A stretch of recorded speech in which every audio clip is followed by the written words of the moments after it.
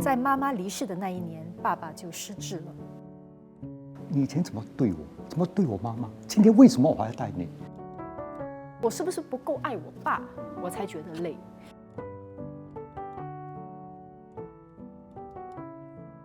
明德，你出了这本书之后，我们做了很多视频啦，都是跟失智症还有家属有关的，所以你自己收到印象最深刻的反馈是什么？让我最感动就是有共鸣啊！很多人就跟我讲说，他读到里面的某一个生活的小片段，作为一个看顾者，他也感同身受，因为他可能自己也在经历。有很多人也觉得说，他可能已经过了，他照顾的那个爸爸妈妈已经走了，他现在回过头来，他就觉得，可能有些事情他也是放不下。我是觉得那个是我觉得最就是有功德无量的，就是能够引起共鸣啊，那大家也正视这样的一个 caregiving， 这样一个看顾者这样的议题啊。所以我们这个系列呢，也希望着重在这个看护者的心态当中，所以我们就从我们的视频节目或者是看过明德的书之后呢，有很多的读者或是观众听众也好呢，他们也分享他们自己身为看护者的故事，同时可能可以给他们一些建议跟援助等等的。所以这个重要的任务就交给部长来帮我们读一下这个信的第一封信。第一封信哈，这是卓太的一封信，对。卓太他是个看护者哈，他这封信挺长的，我就读一两段了。OK， 他在第3段写道。我爸脾气本来就很不好，小的时候常常在家里会听到他吵架的叫声，他有时候也会使用暴力。记得小时候有一次我坏蛋，我爸还用脚踏车的车轮压着我的双脚，吓得我跑去我隔壁的3伯母家避难。在妈妈离世的那一年，爸爸就失智了。我们4姐弟跟爸爸一起住，也一起照顾失智的他。照顾了大概1年左右，因为我们都有工作，爸爸一个人在家常常跌倒，我们实在应付不来。家人讨论了之后，不得已就把爸爸送到疗养院。1个星期之后，他在疗养院跌倒，伤到了头。我记得他跌倒的第2天，我还买着一个肉松面包去看他，但没有几天他就走了。刚才听你这样读的时候，我就想起，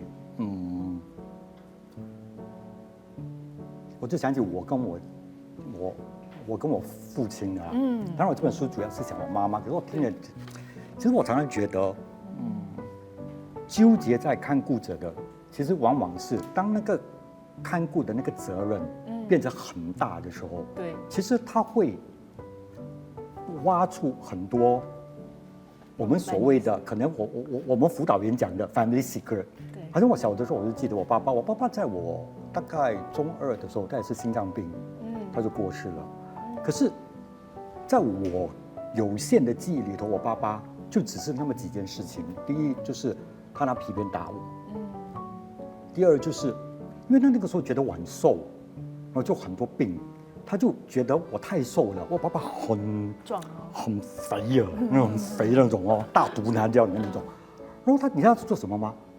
他就去买了那个猪肉，他就把那个瘦肉的部分全部弄掉，剩下那些就是那个白白的，给你吃啊，他就去蒸的就放酱青，然后就砰放在他面前，就逼我一大碗呢，是很珍贵的猪油捞饭呢。好像没有胖。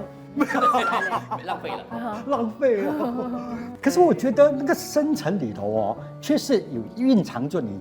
其实我很渴慕得到爸爸的爱，所以为什么今天看顾者很多的那个纠结，其实我们常常觉得是可能是他们很累，还是等等这些。可是我觉得另外一个层面带出来就是那个情感的。我觉得很多时候看护者所面对的问题就是有口难言啊。你照顾到很累。可是你又不好意思说，因为你觉得说了好像就代表说，好像我是不是不够爱我妈，我是不是不够爱我爸，我才觉得累。到底都是恨还是爱，我都分不清楚。对啊，因为如果我真的是一个孝子孝女的话，我应该能承受这全部的压力。对，因为我爱我爸妈，这是应该的嘛。古今今日全部的书啊，什么都是写的都是那么伟大的这种爱，对吗？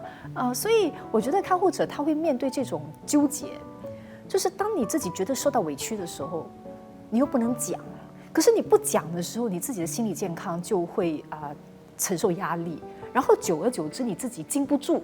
你经不住，偶尔你有可能发脾气。你发脾气了，然后你之后你又觉得内疚，又后悔，哎呦，又后悔，一个恶性循环。我也听过很多的个案，甚至我的朋友，有的时候他们当然因为我们都很 close， 所以他就敢讲。他就有时候到一个地步的话，他觉得其实已经没有感情了，我就是尽我的责任。我给我每天就是如果比如说他是 bedridden 躺在床上的，我就大小便啊，帮他照顾啊，很厌倦，很厌烦。我曾经有一个个案就来跟我讲说，然后我就想起那个是他的爸爸，就是他以前爸爸嗜赌啊什么什么，就是，然后他有一天他就去面对他的躺在床上的爸爸，你以前怎么对我，怎么对我妈妈，今天为什么我还要带你？所以有时候我觉得是我们那种沉重的，当然你讲那种孝道也好，那个爱也好，有时候就是把我们逼到一个角落，就是像你刚才讲说，就是完全他透不过气了。所以我觉得为什么那个看护者会变成